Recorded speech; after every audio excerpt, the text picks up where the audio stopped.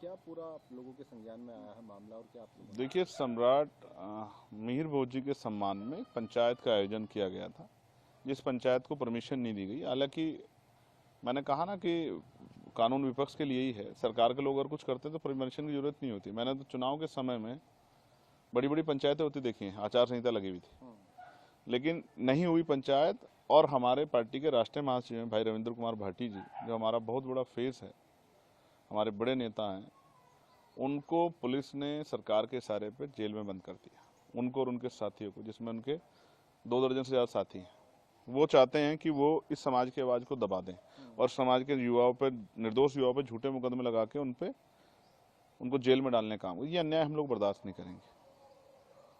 हम लोग 1-2 दिन जो है लीगली वो कर रहे हैं, और अगर उसके बाद हमें लगा सरकार जुल्म कर रही है हमारे भाइयों पे, तो हम लोग, आज़ाद समाज पार्टी इसके खिलाफ आंदोलन करेगी। अपने भाइयों पे जो झूठे मुकदमे, अगर वो मुकदमे सरकार ने वापस नहीं लिए, जो गुर्जर समाज के हमारे भाई हैं जिन पर मुकदमे किए गए मेरठ में, वापस नहीं लिए, और हमारे नेताओं को और तमाम जो गुर्जर समाज के नौजवानों को पकड़ा गया, अगर उनको नहीं छोड़ा गया, तो एक बड़ा आंदोलन हम लोग गएंगे। और मैं बहुत जल्द उनसे मिलने के लिए जाऊँगा मेरठ में, मेरठ जेल में उनसे मिलने जाऊँगा, पहुँचूँगा, उनके साथ तकलीफ़ों को सुनूंगा, और अगर सरकार जो है इस तरह का जुल्म करेगी तो फिर जवाब देंगे, उसका आंदोलन करके जवाब देंगे। चंद्रशेखर जी, 23 महीने बाद समाजवादी के जो नेता हैं आजम खान, वो जेल से रिहा हुए हैं, कैसे देखते हैं, क्या करें? पहली प्रतिक्रिया। देखिए, सबसे पहले तो बड़ा अच्छा दिन है। मैं माननीय न्यायपालिका को जो है बहुत धन्यवाद दूंगा, और एक ही लाइन से पहले उनके लिए मंगल कामनाएं करूंगा, अच्छे स्वास्थ्य की और दीर्घायु होने की। जो जेल में रहता है उसी को जेल का एहसास होता है। मैंने 16 महीने जेल में बिताए हैं, और किस तरह का, जब आप सरकार के खिलाफ जेल में हो, जब सरकार आपके खिलाफ हो, तब किस तरह की परेशानियों का सामना आपको करना पड़ता है, ये भी किसी छिपा हुआ नहीं। तो जिस तरह मैं 16 महीने जेल में रहा सरकार के खिलाफ लड़ाई लड़ते हुए, उसी तरह से आजम साहब जो हैं, क्योंकि उन्होंने सरकार के खिलाफ लड़ाई लड़ी, और उनका एक बड़ा अपराध जो मुझे नज़र आता है वो ये है, हालांकि मुकदमे तो उनके ऊपर बहुत सारे हुए हैं, कि उन्होंने यूनिवर्सिटी बनाई है। अगर वो यूनिवर्सिटी नहीं बनाते तो शायद इतनी बड़ी कार्रवाई उनके खिलाफ नहीं होती। आप ये देखो, एक यूनिवर्सिटी यहाँ सहारनपुर में थी ग्लोकल, उसको बनाने वालों का क्या हाल हुआ, और एक थी ये मौलाना अली जौहर, इसको बनाने वालों का। अगर राजनीति कहीं और नहीं चलती है तो फिर वो जाके चलती है एएमयू में। ये किसी से उत्तर प्रदेश के अंदर छिपावा नहीं। तो बड़े कष्ट का समय उन्होंने काटा, 23 महीने जेल में रहे, लगभग 2 साल। बहुत सारे ऐसे भी लोग हैं जो अभी जेलों में हैं, दिल्ली में बहुत सारे, उमर खालिद से लेकर सब लोग जेल में हैं। तो ये जो समय था, उनकी पत्नी ने जेल, बीमार होते जेल काटी, उनके बेटे ने जेल काटी, बड़े तकलीफ का समय था। उनसे मेरे राजनीतिक रिश्ते नहीं, पारिवारिक रिश्ते हैं। वो हमेशा मेरे दुख में, सुख में, मेरी लड़ाई में उन्होंने साथ दिया, और मैं भी लगातार जेल में, चाहे अब्दुल्ला से मिला हूँ या आजम साहब से मिला हूँ, या उनके घर परिवार में जो है उनकी जो पत्नी है तंजीम फातिमा जी, उनसे जो है मेरी मुलाकात हुई। और जिस तरह उन्होंने मुझसे दर्द बयां किया था, और उन्होंने मुझसे कुछ नहीं, बस यही कहा कि आप कोशिश कीजिए, प्रार्थना भी कीजिए, और पार्लियामेंट में भी कोशिश कीजिए कि आवाज़ उठे। तो मैंने पार्लियामेंट में हमेशा, जब भी अवसर आया, तो मैंने आजम साहब को, जो झूठे मुकदमे लगा के जेल में डाला गया, ये आवाज़ उठाई, और मीडिया के माध्यम से भी, प्रोटेस्ट में भी अपनी बात को रखा। तो आज मैं बड़ा अपने आप को खुशी के पल महसूस कर रहा हूँ कि एक हमारे साथी, जो बड़े सीनियर नेता हैं उत्तर प्रदेश के, आज वो जेल से बाहर आ गए और अपने परिवार के बीच में पहुँचे हैं। और जेल, कोई कुछ भी कहता रहे, जेल जेल होती है, और जेल आपको बहुत कुछ देती है, आपसे बहुत कुछ लेती है। सबसे बड़ा तो समय है जो आपको वापस नहीं मिलेगा।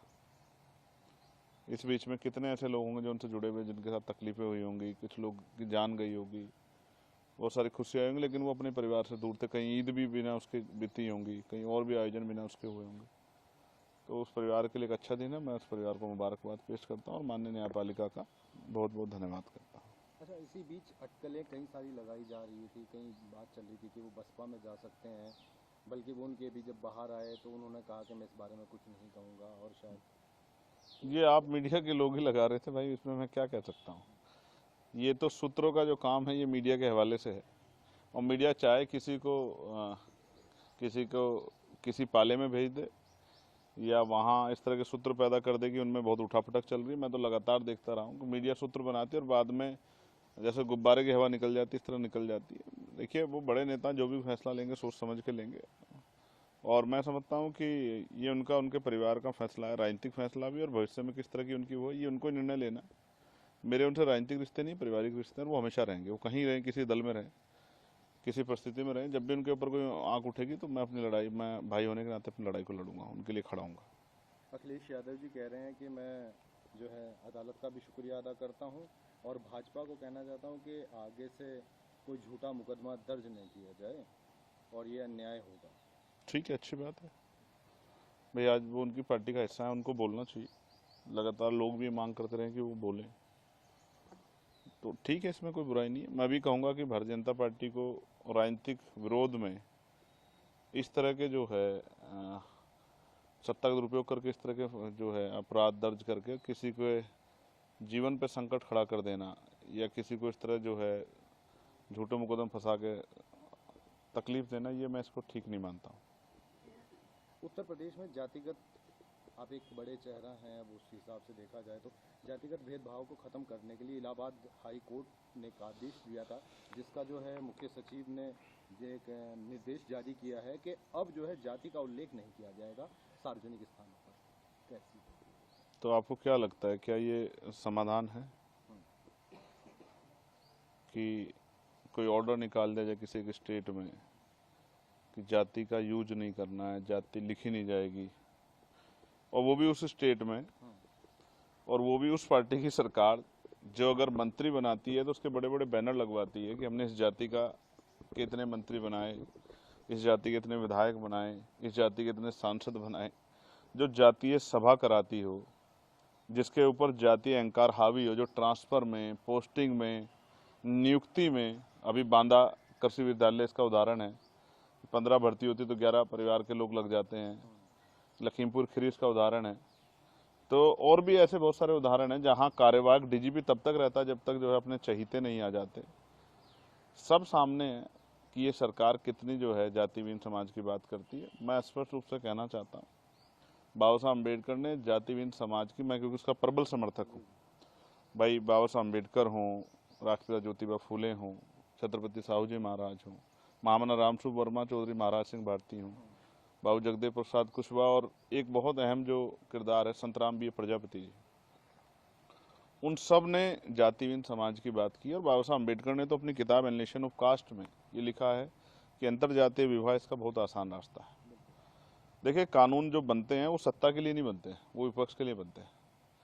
मैं समझता हूँ पिछले 10-12 साल के हमारे प्रयासों से आज दलित पिछड़े वर्ग में एक बड़ी चेतना पैदा हुई है। आज हर जाति अपना नेता चुन रही है। पहले वो किसी भी टाइटल, किसी भी राजनीतिक नाम के आधार पर वोट करती थी, अब वो देखती है कि हमें क्या मिल रहा है। अब वो पंचायत से लेके और वो लोकसभा तक अपनी हिस्सेदारी की डिमांड कर रही है। और जिस तरह से जातिगत गणना की घोषणा हुई है उसके बाद भी उसमें हम आर्थिक आंकड़ों की मांग कर रहे हैं कि आर्थिक आंकड़े उसके जारी हों। तो ये भी सरकार के सामने एक सवाल है। कई ऐसे सवाल हैं, उनके जो दल हैं, उनके सहयोगी दल, और वो तो इस बात को लेके गौरवान्वित जो है वो करते हैं, क्या उन पे वो रोक लगा पाएंगे? हालांकि मैं फिर स्पष्ट कर रहा हूँ, मैं इसका प्रबल समर्थक हूँ और मैं चाहता हूँ, और मैं इसका एक अच्छा वो भी देता हूँ सजेशन कि कैसे हो सकता है, क्योंकि ये राष्ट्रीय समस्या है तो इसको केंद्र को इस पे कानून बनाना चाहिए और माननीय सर्वोच्च न्यायालय को इसको लागू कराने के लिए शक्ति दिखानी चाहिए। और उसका सबसे अच्छा वो होगा कि सरनेम हटा दिया जाए, तो जो जाति का प्रिविलेज मिलता है वो मुझे लगता है बड़े पैमाने पे कम होगा, जब आपको पता ही नहीं होगा। क्योंकि आज तो आप नाम के पीछे लगाते हैं और उस टाइटल से पता लगता है कि आप किस जाति, कुछ बताने की जरूरत ही नहीं है। मैं आपको कई ऐसे नाम बता दूंगा जिनसे आपको, जैसे ओम प्रकाश राजभर है, उन्होंने अपने नाम के पीछे लगाया। संजय निषाद जी हैं, स्वामी प्रसाद मौर्य हैं, केशव प्रसाद मौर्य हैं। तो आप देखो कितने ही वो हैं। और कुछ तो लोग संत हो गए हैं, वो फिर भी जो है अपने नाम को जो है अपनी जाति से गौरवान्वित महसूस कराते हैं।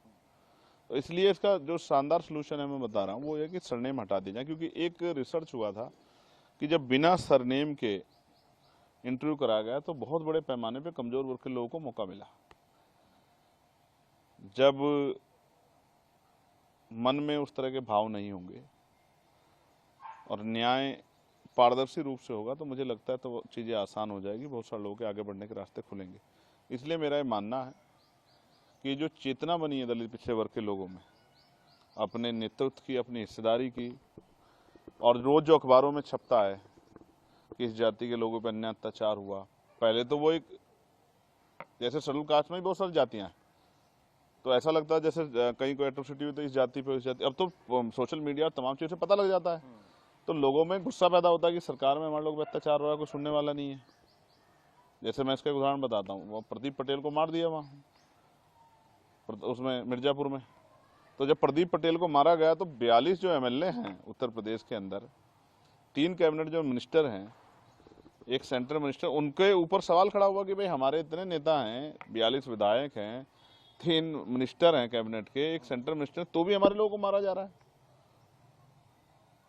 तो ये जो सवाल पैदा होता है ना, इस सवाल से बचने के लिए शायद किया जा रहा है। इसका आसान तरीका वही है, सरनेम हटाए जाए और सब लोग अपने नाम के पीछे भारतीय लिखें, या जो भी टाइटल माननीय सर्वोच्च न्यायालय तय कर दे, हम लोग उसके साथ खड़े हैं। लेकिन जातीय गौरव से भरी हुई सरकारें शायद ये ऐसा नहीं कर सकती। जब मैं इस बात कहूंगा तो मुझसे पहले से कहेंगे कि इसकी शुरुआत चंद्रशेखर करनी चाहिए, अपने लोगों को समझाना चाहिए। तो मैं कह रहा हूँ, मैं कह दूंगा अपने लोगों को, लेकिन आप सोचो ये वाली जमात नहीं लिखेगी और आपकी जमात लिखेगी, तो ये तो भी तो कंफर्म हो जाएगा, तभी तो स्पष्ट हो जाएगा कि ये कौन लोग हैं। तो ये तो तब कानून बनेगा और सबको हटाना पड़ेगा, तब जाके इससे जो है फायदा होगा। और दूसरा, एनलेशन ऑफ कास्ट में जो बाबा साहब अम्बेडकर ने अपील की है, अंतरजातीय विवाह, आज भी इस देश में क्या अंतरजातीय विवाह करने में मारा नहीं जाता है? ऑनर किलिंग नहीं होती क्या? मेरे तो अभी का याद है, मैं वहाँ गया था गोरखपुर में ही, एक अनीस नाम के, जो कन्नौजा नाम के एक वो थे लेखपाल, जिनकी हत्या हुई थी सार्वजनिक रूप से। उन्होंने एक अपर कास्ट की लड़की शादी कर ली थी, तो सार्वजनिक रूप से उस परिवार ने हत्या की। ये तो हमारे सामने है। अभी ऐसी स्थिति नहीं बनी है। अभी सामाजिक गैर बराबरी बहुत है, आर्थिक गैर बराबरी बहुत है, और राजनीति में बहुत सारे लोगों का प्रतिनिधित्व तो बहुत पीछे है। तो सरकार क्या छिपाना चाहती है, क्या दिखाना चाहती है, इसके बारे में सरकार बेटर जानती है। अभी मेरठ के अंदर एक बोर्ड को लगाने